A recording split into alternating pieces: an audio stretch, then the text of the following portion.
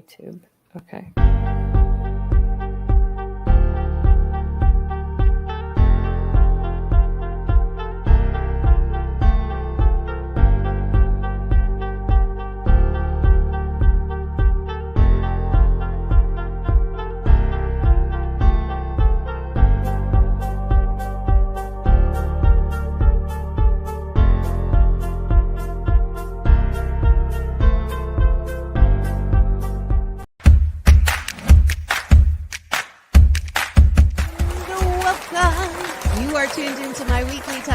TV show called Take My Advice.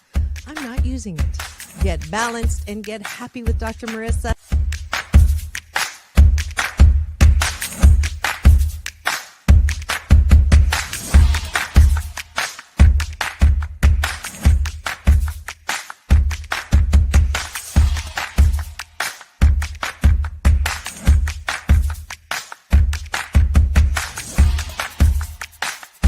And this show is about hope and happiness.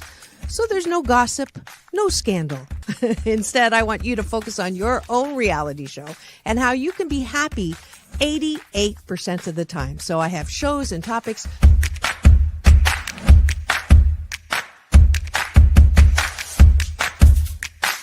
Sunday, Monday, happy days.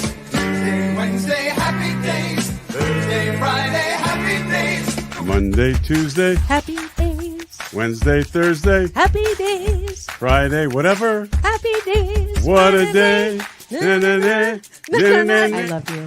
I love you too. Best known as the mom from Happy Days, and she is a delightful 89-year young Marion Ross to my studio. Welcome, welcome, welcome.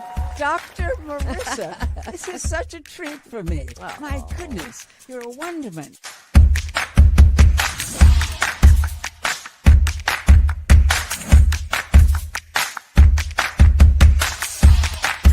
Which is exactly the kind of guest that I like. Those who have gone through life, good and bad, and then taken those experiences to alchemize them into the person they are now and doing good on the planet. I'd like you to welcome Corey Feldman. If you're grateful for it and you say right away, thank you, God. Oh, my God, it's so beautiful. I'm so blessed. Thank you, thank you, thank you. Then guess what? More good things will come to you. Does this sound familiar at all?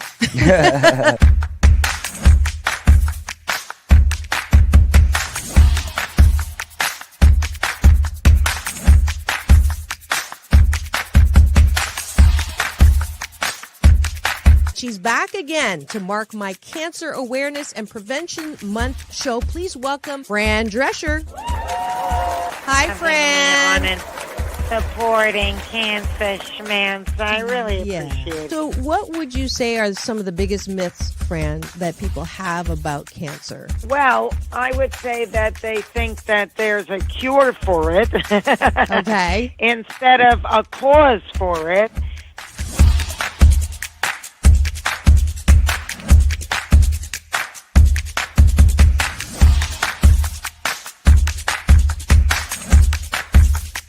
This is the first call-in show when I get to be Dr. Marissa, the kinder, gentler Dr. Laura. And people call in to get their life tires balanced and their critical thinking or their BS, their belief systems, smog checked. And today I am delighted to have Malie calling in from Birmingham, Alabama. We could go 90 days and end up having terrible sex. And then you say, well, the relationship's not all about sex. Well, if I'm not getting great sex from you, then I'm going to get it from somebody else. Right? That moose just got put on the table. And I see Josh and Jim. I have to agree You're with Clyde. both nodding. Ramon's sort of half nodding because his wife's listening. But I understood what was going to happen if Muhammad Ali's youngest daughter, made public that I was going to become a boxer. So I wanted to make sure this was the path that I wanted to go down. You are absolutely fabulous, beautiful inside and out. And I'm giving you Dr. Marissa's Beneficial Presence on the Planet Award today. Thank you.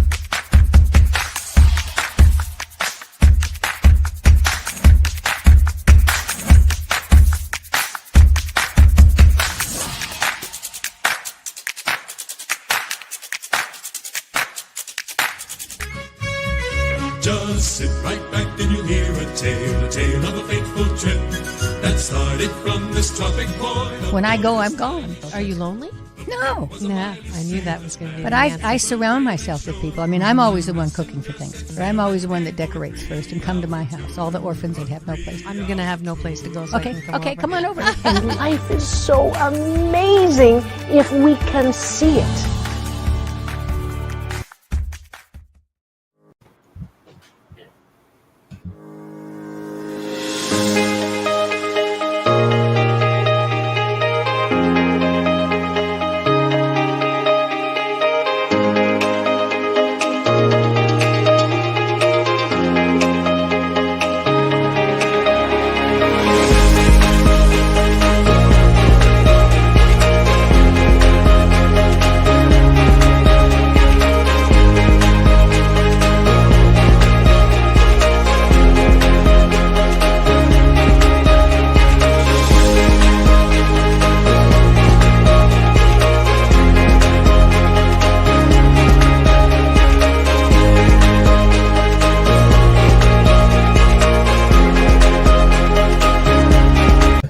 Off that exhausting hamster wheel and into balanced living with Dr. Marissa. Promise you joy in the mystery.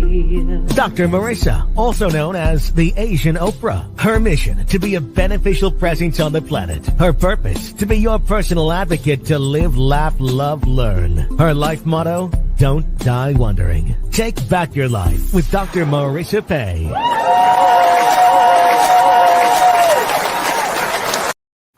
And welcome. You're tuned in to Take My Advice. I'm not using it.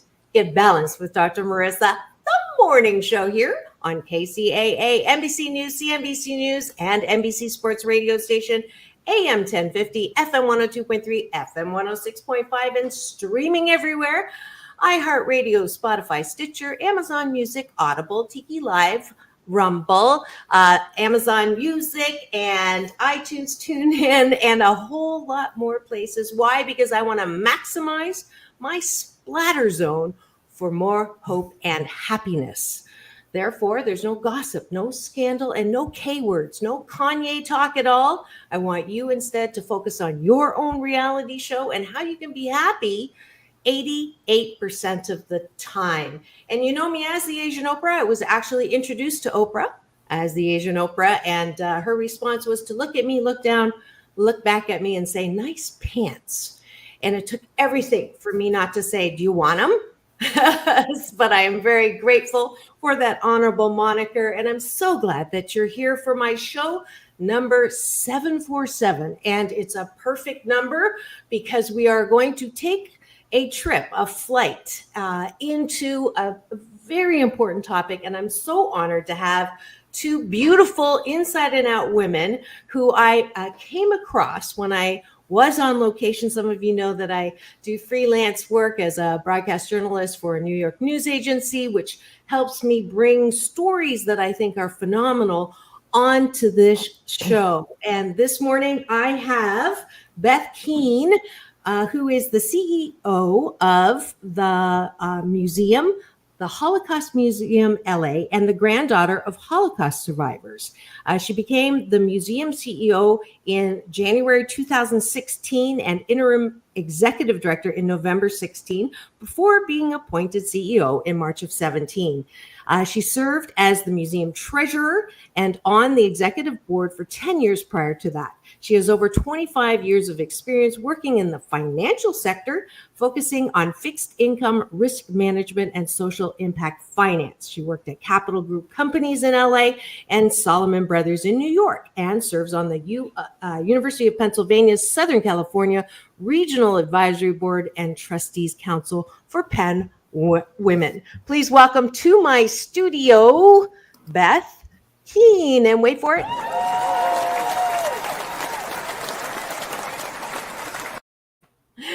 And in the middle, we have Franziska, and tell me if I'm pronouncing that correctly or not. Franziska Frank. Dr. Frank is the daughter of Niklas Frank and the granddaughter of Hans Frank, Hitler's Governor General excuse me, of occupied Poland, who was sentenced to death at the Nuremberg Trials after the war. Franziska works as a freelance trainer, keynote speaker, and author in 3 languages, German, English, and Russian. Please welcome to my studio, Dr. Franziska Frank.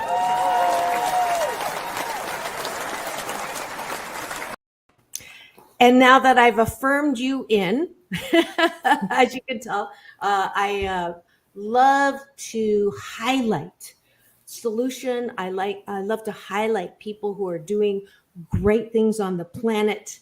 And don't let me forget, I'm going to present both of you with an award at the end of the show, because I am heartened by people who take their light and shine it in areas of darkness. And so when I came across your program, Granddaughters of the Holocaust, I was stopped in my tracks.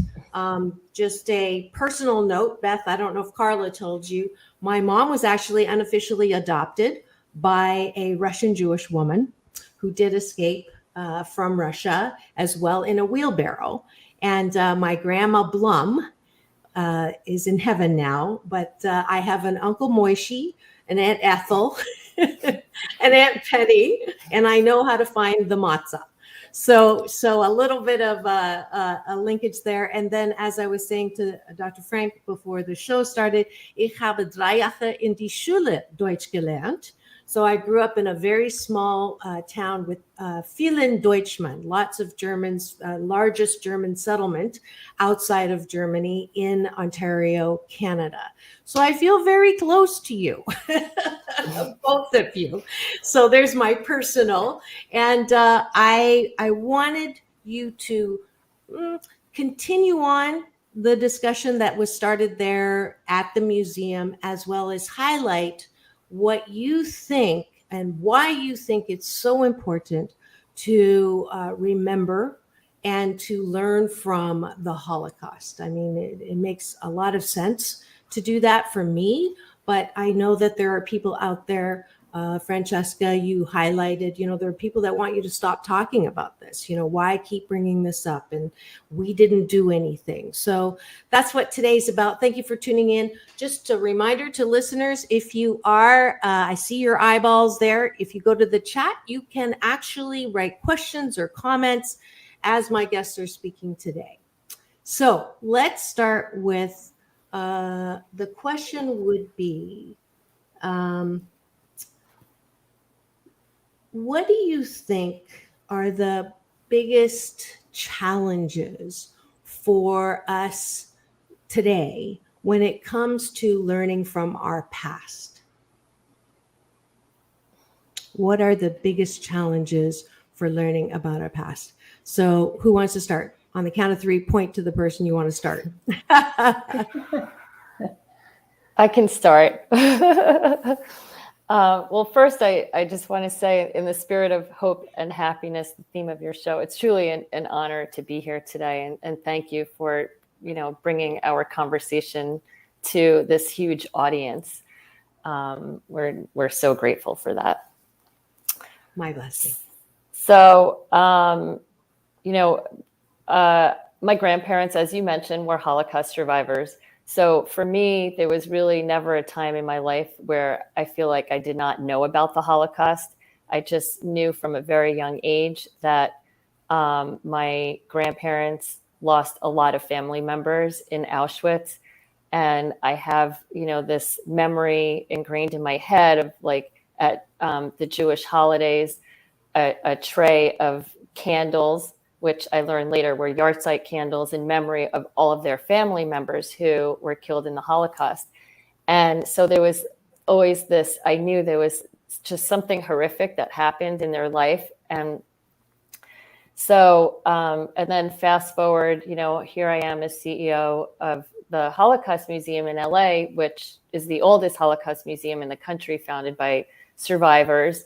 And what they experienced was so horrific, one of the worst genocides ever in the history of mankind. And it didn't just happen overnight. There were a lot of things that happened along the way that allowed something like the gas chambers to happen. It didn't just fall from the sky, as some of the survivors say. And so that is why, we're seeing history repeat itself. There have been numerous genocides since the Holocaust. And so it is so important for us to learn from the past and, apply, those lessons to what's happening in the world today. We're seeing a lot of ugliness. There's just a lot of, divisiveness, the way people talk to each other. There's so many hate crimes happening, and it escalated during COVID.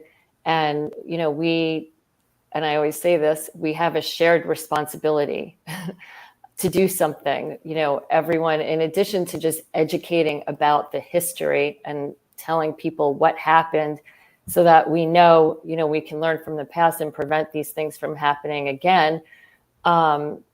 We all have a shared responsibility in that. And we know the importance and the need to speak out when we see something wrong. And we should all be held accountable. Absolutely. You mentioned LA, I didn't know, is the #1 city for hate crimes, which is not a good thing. And that was surprising, but saddening as well. Franziska. So also, thank you very much for having us on the show. I think it is a wonderful, first, the contact with Beth is really important to me and very heartwarming and very future-oriented as well as, of course, past-oriented. So it's wonderful to be here in this group. For me, I think one of the biggest challenges lies in the fact that it's so easy to cognitively learn something from the past, to say, okay, I choose not to become a war criminal. That's quite an easy thing to say.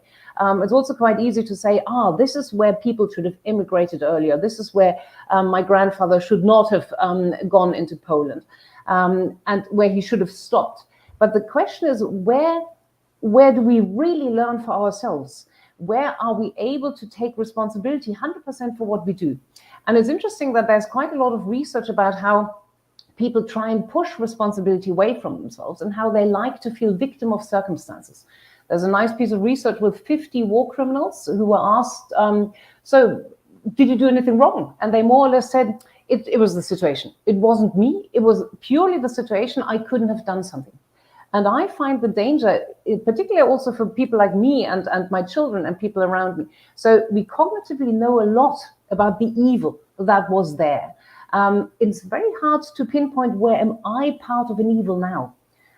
Where am I prolonging something or passing something down, or where I'm even starting with a small evil, such as, I don't know, a double bind, being too much a helicopter parent, not taking responsibility for when I see something bad happening. So I think that's the big challenge. It's not so much remembering, because that we can with the wonderful museum, with the holograms we have of survivors, with the stories, the great films, but it's actually transferring it into lessons for my heart, for my head, and not to fall into everyday laziness and saying someone else has to do this and take responsibility.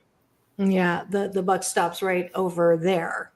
That personal sense of responsibility. That's a great point. And it's difficult. I mean, it's easy to say it's their fault or they shouldn't have done that. And that I didn't kill anybody. I wasn't the Germans that say, I'm not a Nazi. My family was not a Nazi. And I feel put upon by saying that I did something wrong, or it's the Germans that did something wrong. The same that I hear with, the Black slavery.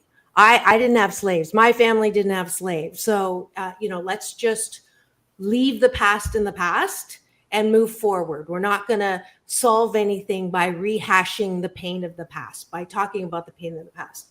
I guess you answered that part. Why is it important to continue that? We want to identify what went wrong.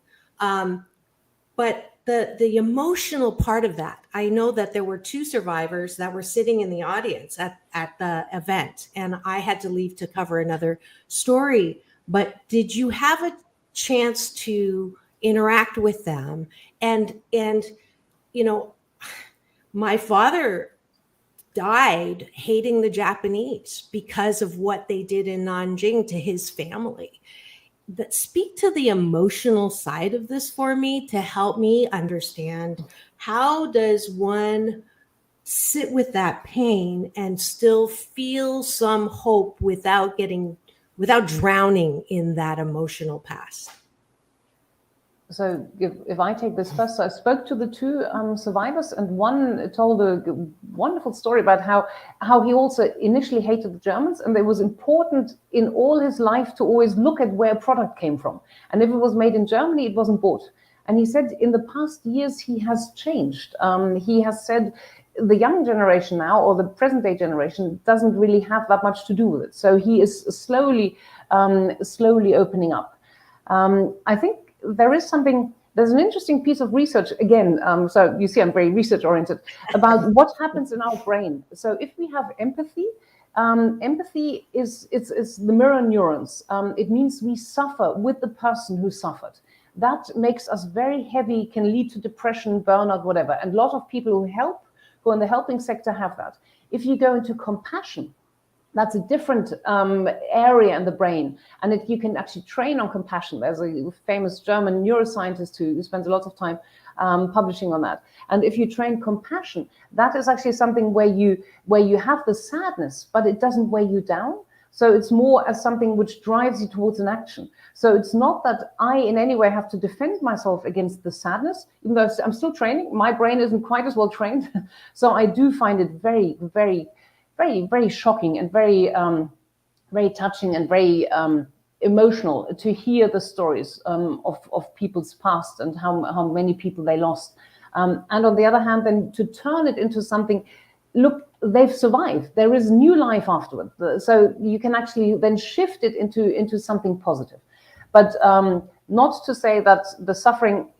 Second point I'd like to make, I think there's also duty to join in with some of the suffering. So the duty is not, my interest is not to always get into the compassion side, but I think that particularly as a German and as someone who's of a family of perpetrators, it is also my duty to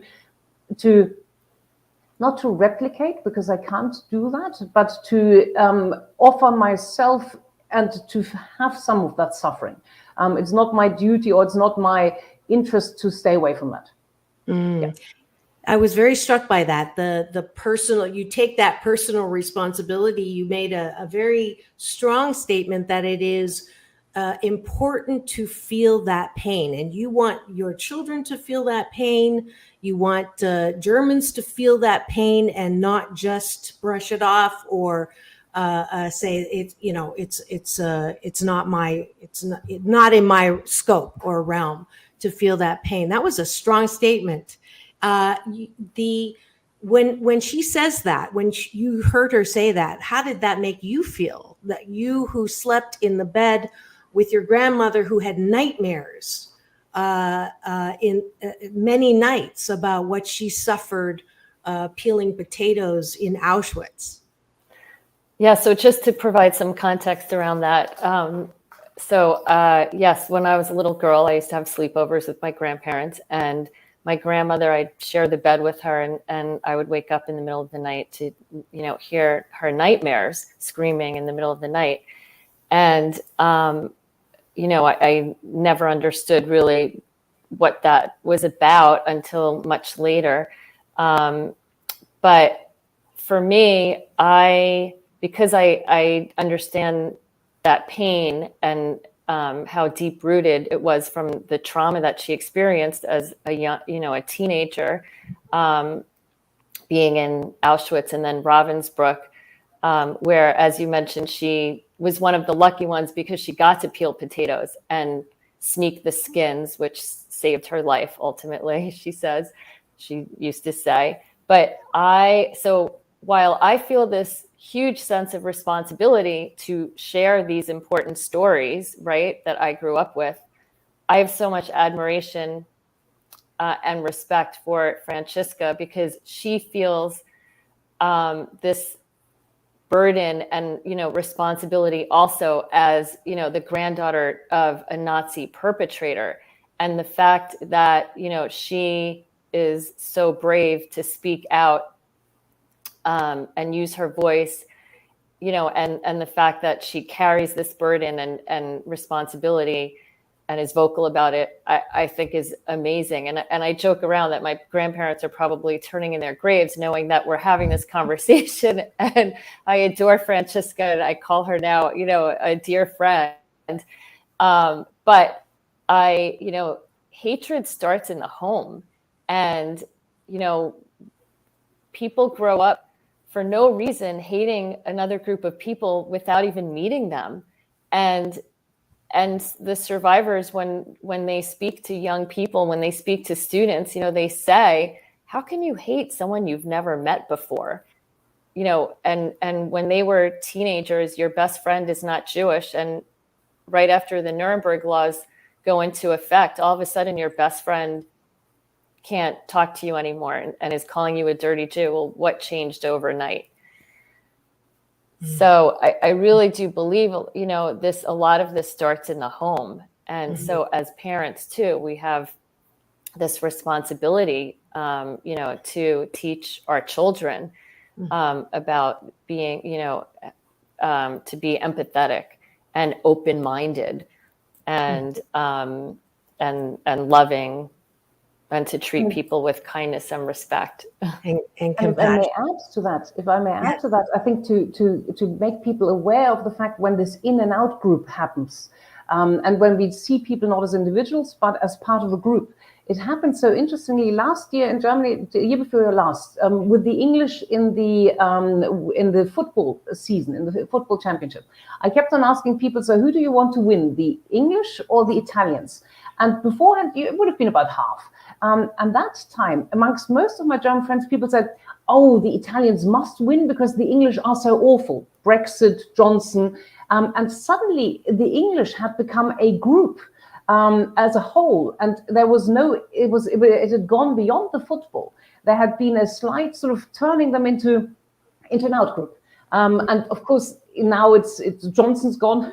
The Brexit unluckily is still there, but so it's shifting. But it's really interesting to my mind that I was able to observe how within a period of a couple of months, people had actually started to talk about the English as one separate group. Yes, and it's happening here. We used to be able to coexist as red and blue, Republican and Democrat. And now one's in, one's out. There's no middle ground. There's no balance. It's I hate, I wrote an article, United States is like an oxymoron. United? Really? Can we even get back there? So if you've just tuned in and you're wondering who I'm talking to today, it is two women who I'm going to give an award because they are, Franziska is on vacation. This is her last day of vacation. And instead of playing around, what is she doing? She's having this very important conversation with us. They're both granddaughters of the Holocaust. Her grandfather, we're going to talk in a second when we come back from a short break, exactly who he was and what he did, and the relationship between the grandfather and the father, and then the daughter, as well as Beth's grandmother, who was an Auschwitz survivor. We're having this wonderful conversation here on Take My Advice, I'm Not Using It. Get Balance with Dr. Marissa with the Granddaughters of the Holocaust. We'll be right back on KCAA, the station that leaves no listener behind. We'll be right back.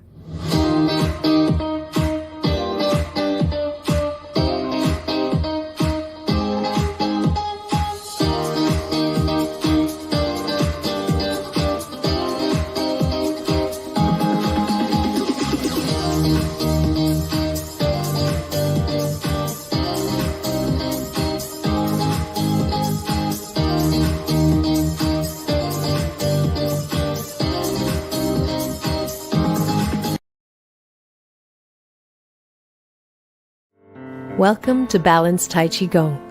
My name is Dr. Marissa Pei. For the next 28 minutes, we will be slow dancing with the universe in a moving meditation that promotes inner peace, one breath at a time.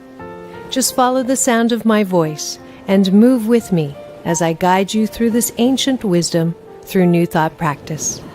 As a corporate psychologist, I created this practice in response to my life and those of my clients. We were professional, high achievement-oriented, multitasking control freaks and exhausted. No matter how many successes, it was never enough. That, coupled with a painful life experience, led me on a quest to find another way to live and back to my Chinese roots. If you practice regularly, I can promise you that it will impact all health vortexes, body, mind, spirit, soul. You will be in a place of balance and inner peace the way we were created. 谢谢。 Be my partner, Dad.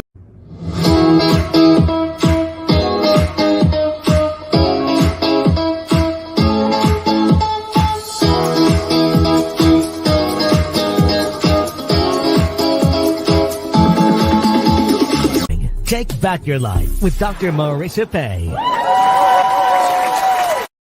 And welcome back. You're tuned in to Take My Advice. I'm not using it. Get balanced with Dr. Marissa, the morning show here on KCAA, NBC News Radio, AM 1050, FM 102.3, FM 106.5, and streaming everywhere.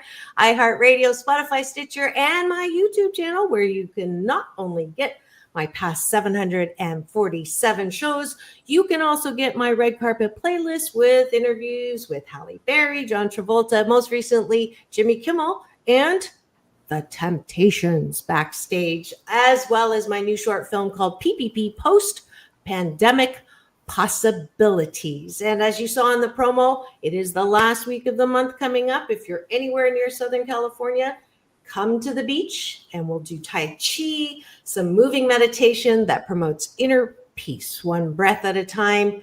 And I'm happy to bring that to the museum as well, Beth. I was just thinking about that. I'm doing it at the Museum of Latin America that's in Long Beach later on this summer. But I am so delighted to have two women who have taken their normal track in life. Beth was in finance, I'm sure doing very well. Francesca, you were professional doing something, and they now have taken their lives and their energy and their voice to make sure we do not forget the lessons from the Holocaust. So welcome back to the studio. And since I'm bringing you back now, I want to give you both Dr. Marissa's Beneficial Presence on the Planet Award.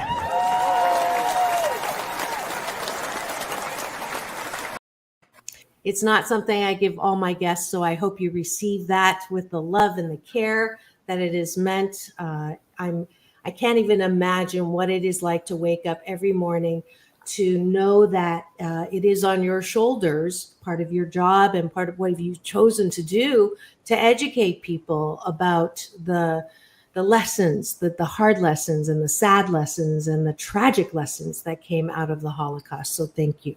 Xie. Thank you. Thank you very much. So let's talk about the grandparents. We'll start with Francesca. You learned pretty early from your father, as I understood it, that your grandfather was a bad man, which is interesting. Your father did not defend your grandfather. He, right out of the block, said he's a bad person and this is what he did. Explain that process and how that impacted you as a child. So I grew up in a house full of books about the Holocaust. So when I was very young, I already looked around and was drawn in with that horrific fascination of the evil in the world. And very quickly, my father sort of fostered this or brought his knowledge into my mind, and also used things like saying, imagine you've been with me and my mother in a cattle car for 2 weeks, and we've been all together. We don't know, there's not enough food, there's not enough space. And now imagine you arrive at the ramp of Auschwitz and someone with his whip stands and puts you in one section and the others in the other section. And you at that moment know you're never going to see me and your mother again. How do you feel? And if you enter that feeling for a very short moment of time with your own parents, he helped me get an inkling, a tiny, tiny piece of inkling of what it was like for people to be there. And he told me about my grandfather as someone who really was an evil person. He had begun his journey to write a book against him, which is a very powerful. It's now been retranslated, and it's called "The Father: A Revenge." And there is a lot of anger and a lot of fury at how a person can so actually not only mess up their own lives, but cause deaths of thousands. And my grandfather was a cultured man, very good chess player, very good piano player, very well versed in German literature, and very nationalistic. And very taken by Hitler. He became Hitler's personal lawyer, was very proud that he was chosen to defend Hitler in many different circumstances, then became a minister of justice, and then was really happy that he was allowed to come to Krakow and be the general governor of Poland. And he used that, his power to the full. So he loved it on the one hand to enrich himself. He pulled together pieces of artwork, and some have got lost because he hid them somewhere and they've disappeared. There's I think it's a Rembrandt which is still lost, which was somewhere where my grandfather used to live. And then he was also in charge of killing off the Polish intelligentsia and ensuring that people were shot, and ensuring that a number of concentration camps were working, and that the Krakow ghetto was working as it was. So it wasn't very difficult for my father to point out that this was an evil person. And I mean, look at his face. He's the guy on the right, of course. You know that Hitler's on the left. And he doesn't look as someone whom you really want to have as a grandfather. He is not a pleasant person. He had one positive thing for one moment in time. During the Nuremberg Trials, all the defendants were asked to had to watch the video, the first documentary evidence of what had happened during the Holocaust. And it seems that he was actually touched. And when asked whether he pled guilty, he actually said, 1,000 years will not pass and take that guilt from the German people. And there was an uproar that none of the other war criminals had admitted anything like that.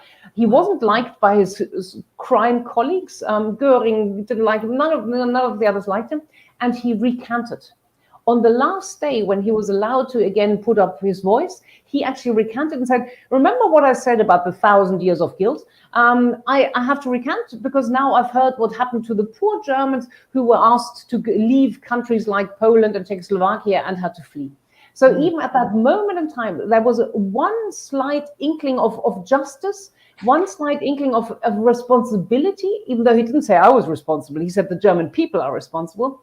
But even he didn't have a tiny inch of humanity to keep that up till the end. So really an unpleasant person. But to add to something you said, it's not a burden. A burden is having a heap of corpses.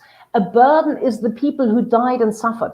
Neither my father nor I have any burden. It is a responsibility, and it's in comparison to it's nothing. I think that's really important. There's neither my father nor I are in any way suffering in any relevant sense. So what is relevant is the suffering that my family helped cause together with millions of other Germans. I get teared up when I hear her. I don't know about you, Beth. Just yes. It's amazing. So I just, honor that. Thank you for the clarification. It's not a burden. It's a, what did you say? It's not a burden. It's a responsibility. I think that is something. Beth. I think it's pretty unbelievable that 2 generations later, we could be here side by side having this conversation.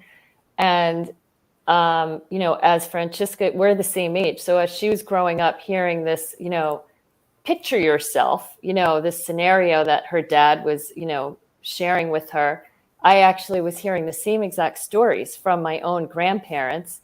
My grandmother was a young teenager, 13, 14, 15, doing slave labor.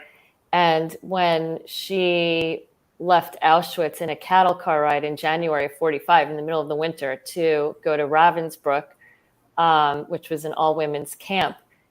I heard stories about that cattle car ride and, how packed it was. There was no food. There was no place to go to the bathroom. People were dying around her. And then she would end every story. You just can't imagine, because you can't imagine. You really can't. Right. But I do think it's so amazing that Franziska and I were like living these parallel lives.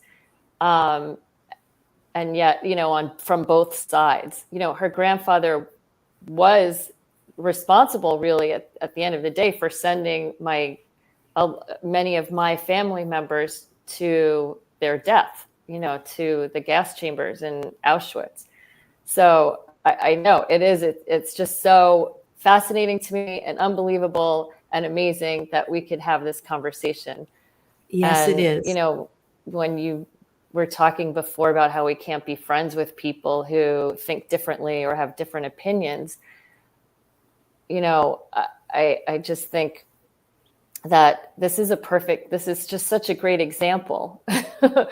It is. Yeah, it really is to have this dialogue. Yeah, absolutely. Now, just for the factual part, I heard the lawyer. Your grandfather was a lawyer of Hitler. He went up the ranks. You said that at some point, the many different ways he could have said, no, I'm not doing this, or, many places to get off that train, but he didn't. Yes. And made it to basically the top tier, where he was the governor general of when they took over Poland, right? Mm-hmm. And that is why he is directly responsible for the sentencing or sending your family to Auschwitz and to the gas chambers, and that's truly amazing. That link in and of itself is uncanny. And I mean, the story, you were on vacation and you came and did this talk at the museum. This was not let's put this together. It's rare that I'm speechless, but the magnitude, I was so excited to have you both, but the magnitude is really starting to sink in. Okay. So now solution. What specifically, if you had a wish for every person who's listening to this, for every person in America, for every person in Germany, for every person who's suffering still, and that generation of survivors is dying out literally 90 years later, right? There's very few survivors left. Let's go to solution. What are some practical things that we can do to learn and make sure that we do not repeat our past? Well, we do know that education is the greatest catalyst for change. We know that for a fact. So the museum as an institution, we take that job very seriously. And we do know that museums are one of the few places that are looked at as trusted spaces. So, we're thankful that, we just can't rest and we will start educating and we will continue to educate as many young people as possible. And we know that that we are actually changing student behaviors and visitors who walk through. They leave with a sense of responsibility. So that's from the lens of, running a museum. Thanks for sharing our website. Of course. It's gorgeous, by the way. We have a fantastic marketing team, break white light. Anyway, so from the museum perspective, doing everything we can from an education standpoint, people, always ask me, isn't it depressing working at a Holocaust museum? And I say, no, it's actually quite the opposite. It's really inspiring because we know that we are, changing student behaviors and making a difference in people's lives. And now we do it virtually and in person. That is one of the silver linings from COVID is that we figured out how to do this hybrid version of educating people. From like just a personal perspective, going back to what we were saying earlier, is we all have this shared responsibility, and just, doing a simple act of kindness, treating people with the respect that they deserve, embracing people's differences. The three of us are from, different backgrounds, and just being open-minded to understand, I'm sure we have a lot more in common than not, and try to learn what's important to each one of us and respect that. There are just simple things that we can do. And then, speaking up when you see something wrong, that is another thing, is just being able to have the courage to speak out. If a friend is getting picked on or bullied, or, you just see something that's going on, that is just so important. You need to speak out. Yes, absolutely. I saw Shanghai Survivor. I'm like, Chinese Survivor. That's I'm gonna have to follow up with that with you. That's so one of our temporary exhibits is about the Shanghai ghetto, and so there were during the war, Shanghai was a safe haven because they didn't require any entry visas. So during the war, about 30,000 Jewish people were living in Shanghai, and it was Japanese occupied territory, but they did not kill the Jewish people. It's a fascinating story, not very well known, but because of the relationship that the Jewish people, the Jewish business people had with the Japanese going back to the early 1900s, the Japanese did not kill the Jews and follow, Hitler's orders. But they didn't live in the best conditions necessarily. They were living in, these in ghettos, but they didn't kill them, and they were able to live in Shanghai freely during the war. Yeah, it's an amazing story, and it's an incredible exhibit. Yeah. I'll definitely have to visit that. Francesca, what solution? So I think there's one which really has to do with being aware of the downside of not getting it right.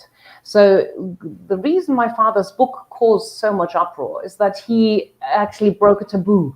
The taboo that, or more or less, people think that children have a duty to love their parents, regardless of what they do. That blood should always be thicker than deeds that people do. And my father broke that pact. And I think it's really important for every single one of us that our children, our relatives, everyone is rightfully is allowed to condemn us, even if they may not have done it better. So there's no guarantee that I would have done it better, but I have to be aware that my children would have a right not only not to condemn me, but also not to love me. So I think that's really important. And what comes out of that is what Beth also said, is that responsibility, and also to see the little steps of evil. Yesterday, I was driving to Portland with the children, and I'd organized things badly. And I'd realized we made a mistake. And I was beginning to feel victim of circumstances, and I was beginning to take it out on the children. I was saying, why didn't someone do something? And it's that little, I turned around later and everything was fine, and I apologized. But it was one of those things where I felt victim of circumstances. And of course I'm not. I'm voluntarily on vacation. I voluntarily picked the route, and that made me into a nasty person. So to begin, we need to realize, when do we take leave of our senses and become lashing out and create an evil with that? And of course, that's not yet the same. It's not yet the first step on the way to the gallows, but it's not that far off. When you start mistreating people just because you're unhappy in yourself. And like my grandfather, who always thought he was a victim of circumstances, I can't say no to Hitler now. And I do like the riches. And if I step out of this position now, possibly I'm not going to be wealthy enough. So you see, he apologized all his actions by his circumstances. And we humans love feeling victims of circumstances. And I think that is really important every day, to think, I chose to be here. And if I did not choose to be here, then I should do something about it.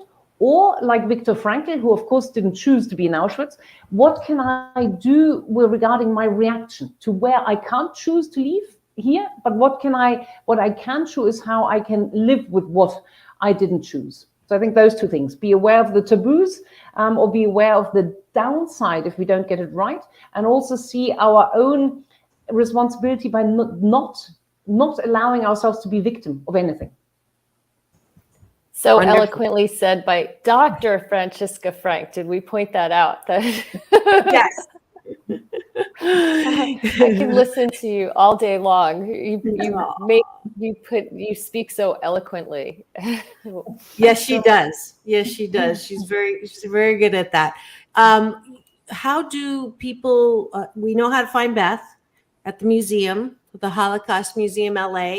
Please, if you are at all moved, and I hope you're very moved by this conversation, and you want to take some responsibility, but you don't know how, just simply becoming a member at the museum would be a great way. And I don't think that the memberships are that expensive. They are how much? $100 to become a member. So that's not much at all. Or you can just make a donation.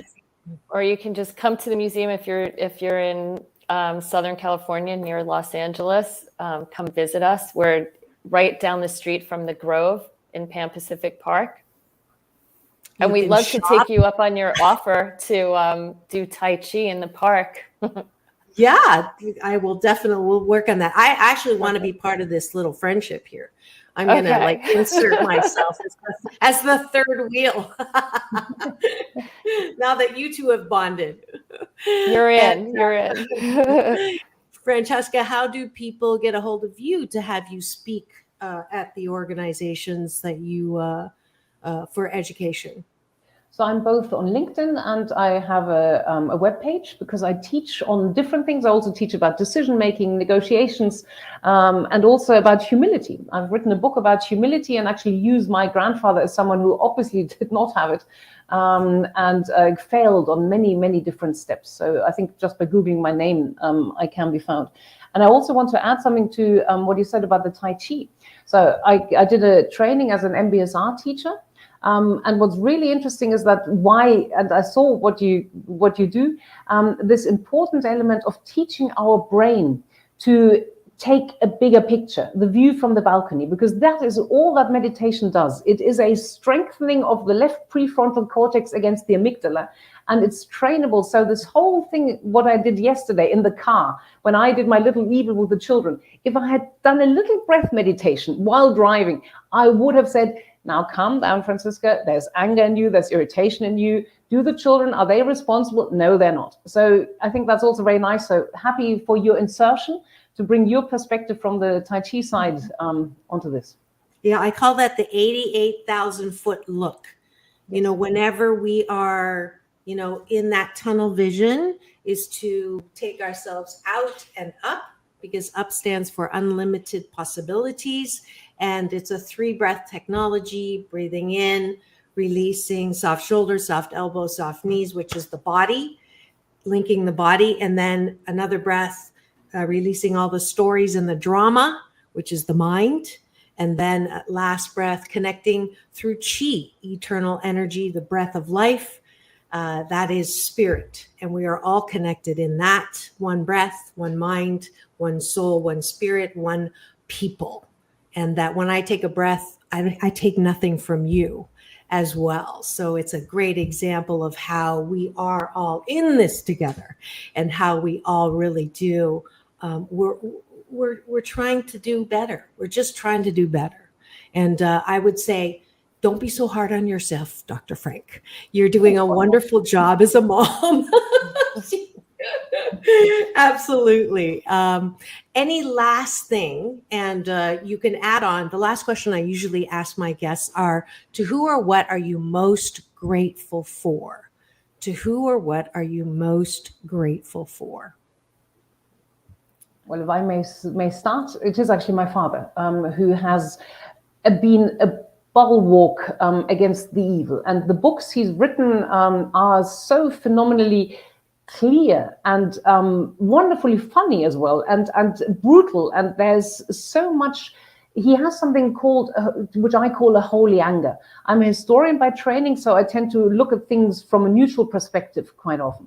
But my father has something very useful because he has that fury and that anger at when things go wrong and when people act badly, and that he really conveys very strongly, both as a speaker, and he's now 83, so he's still putting up a good fight, and as a writer. So I'm most grateful to him for actually opening my eyes and also showing me the power of that holy anger. And he was subjected to a lot of ostracization. No. From your family, okay. The siblings. The siblings. Right? I mean, he was he broke a lot of taboos, you know. Yes, he did, and his siblings found it very hard to deal with it. That there was someone who had written aggressive books against his parents and against. But his bigger brother, at the very end, actually said, "It was good, Nicholas, that you wrote those books." So there is some sense of peace, and my generation, on the whole, well, no, some of them are also on board. Yeah, let's put it like that. Thank you. Beth, to who or what are you most grateful for? I'm grateful for all four of my grandparents. So my paternal grandparents emigrated to the United States before the Civil War. And as you know, my maternal grandparents were Holocaust survivors and came here in 1949. And they were best friends. Imagine that, in-laws being best friends. So that was my normal. Here were like blue blood Americans from Germany going back, 7 generations with, immigrants with very thick Polish accents. And they traveled together.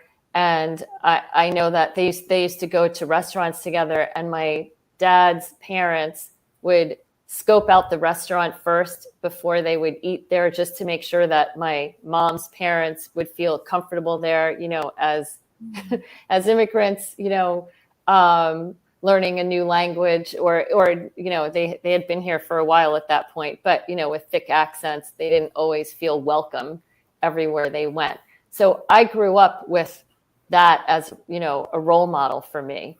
And I really do believe that shaped who I am today. Beautiful. What would be your wish for? I'll let you do the Americans, and I'll let you do the Germans. What would be the hope for Americans in all of this, and the hope for Germans, if that made sense? I mean, I just, my wish is that we live in a world without hate, that, where we do not have to be a divided country. We will open our doors and keep our doors open, for people who are leaving, persecution, like my own family. So, that's what I wish for. Yeah. Stop the hate, or love instead of hate. Yes. Yeah. Exactly. For sure. Francesca? For the Germans to have an open heart and an open brain. And we are very judgmental as a culture. To be less judgmental and to really listen and to be willing to feel and not have to push things away so that we can stay in control. That's also a tendency in Germany. Beautiful. Yeah. I just realized we don't have time, but I did just the initial reaction when you hear people actually say Holocaust did not happen. Is there anything we can do with that, with those people, or we just leave them alone? Is it like Thomas Paine, trying to talk some sense into them is like administering medicine to the dead, right? Is there any hope? How do you deal with that? Well, we can go down a rabbit hole here with social media and how that perpetuates things, misinformation and Holocaust denial and things like that.